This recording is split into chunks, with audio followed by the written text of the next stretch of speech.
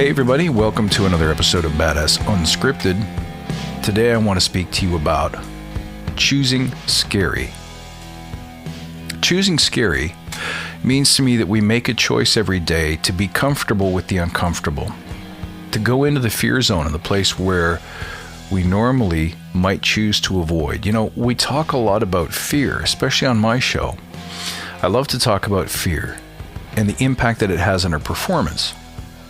I think it's important to understand that. I think it's important to know what fear can do to people, how it affects the decisions that you make, and how those decisions then impact the results that you get. But one of the big mistakes that we make is that we try to live to avoid fear. So the common dialogue, especially in big organizations, is what can we do so that people feel safer? And the temptation is to do things that avoid the scary. And that's a huge mistake. I'll tell you why it's a huge mistake. Because if we become conditioned to things being comfortable, we crave comfort. And that's where we have a problem. See, because nothing happens until you learn how to confront your fear and to manage that feeling and then to do things differently. I'll give you an example. Coming here and saying, okay, I had the idea to do an episode on confronting fear or choosing scary today, but I'm also doing this live on Instagram. So pick up a camera, don't care how my hair looks, don't really care about anything except just getting it out there. I'm going to make the episode and I'm going to publish whatever comes up within the hour. That's hard. When you turn the camera on, there's the sense immediately that you're being watched, that you're being judged.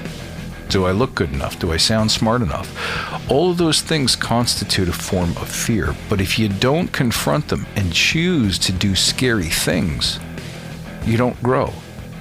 I've done hundreds of episodes of podcasts. I'm really comfortable in front of a microphone, but what I'm not comfortable with is putting myself out there on social media.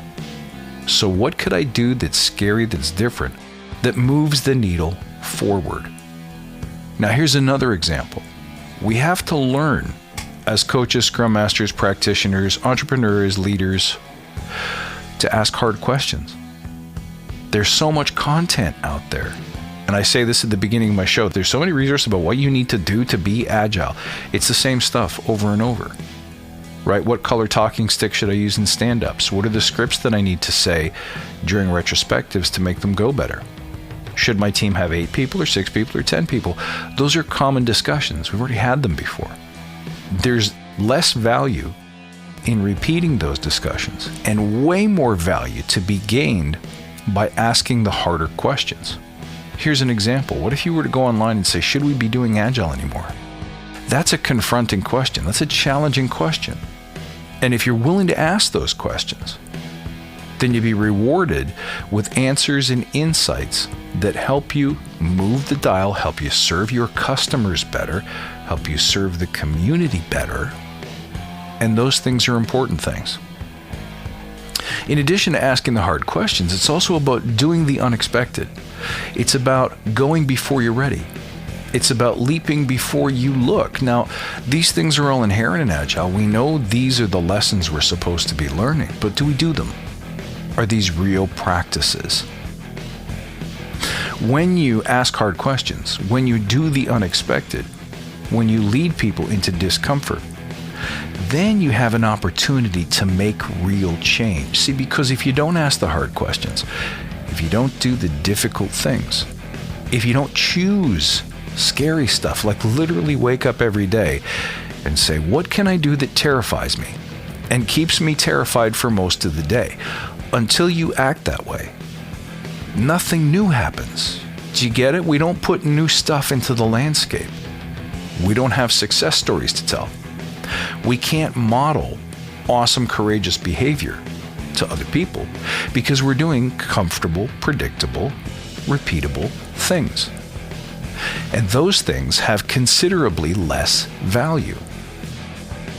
So allow me to ask you this question. If you're not doing scary things, if you're not choosing scary, and I get that people will say, hey, you can't be living on the edge of your fear all the time. Isn't that really stressful? It is until you get comfortable with being uncomfortable. I'm not talking about constantly activating that part of your nervous system that thinks you're about to die.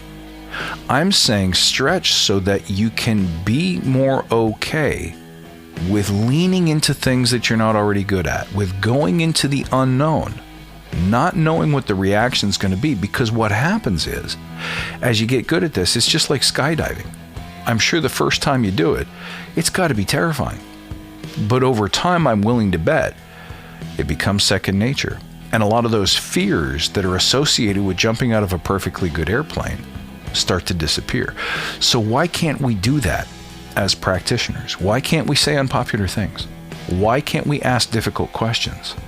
Why can't we encourage our teams to push more, to do more, to try harder, to explore, to set a higher bar for themselves, to increase our productivity, to increase your velocity, to challenge ourselves to take on new things that otherwise or previously we were not good at? It's only when you do that that you create real value and you put a nice attachment, a good association with Agile in the first place. Because look, if all you do is put an Agile t-shirt on, go into a place, declare yourself Scrum Master or Agile Coach, and then repeat the behaviors that we're already comfortable with, you're not serving the customer, you're not serving Agile, so you're not serving the community. And I'm willing to bet you're not going to serve your clients. It's not better, it's just different. Well, if you're going to be different anyway, be exponentially different. Explore new terrain. Do difficult, challenging things. Be bold, be courageous. Live inside your fear zone until fear becomes the new normal, and then choose scary again. So that's my question for you today. What could you do that puts you in your fear zone, that's scary for you right now, today, right here? Go ahead and do it, and then report back. See, here's the thing. I'm speaking to people. I know there's some people who will hear this and say, this all sounds good, but I'm not comfortable with this choose scary thing. I get it. I'm speaking to the 1% of the population that will hear this and get it and say, yes, that's me. If that's you, we need you. We need you making these choices. We need you leaning into your fear zone to increase what we do as a community, to increase the value of this thing that we do called agility. It's that 1% that I need to come on board with me. So tell me about your challenges. Tell me how you chose scary today, and tell me what changed because you changed. All right, guys, that's it for today. You can find me at badassagile.com, on Instagram at badassagile, on Twitter at badass_agile, and at Clubhouse. Search for the Badass Agile Club. I love you all, and I can't wait to see you next time. Till then, stay badass.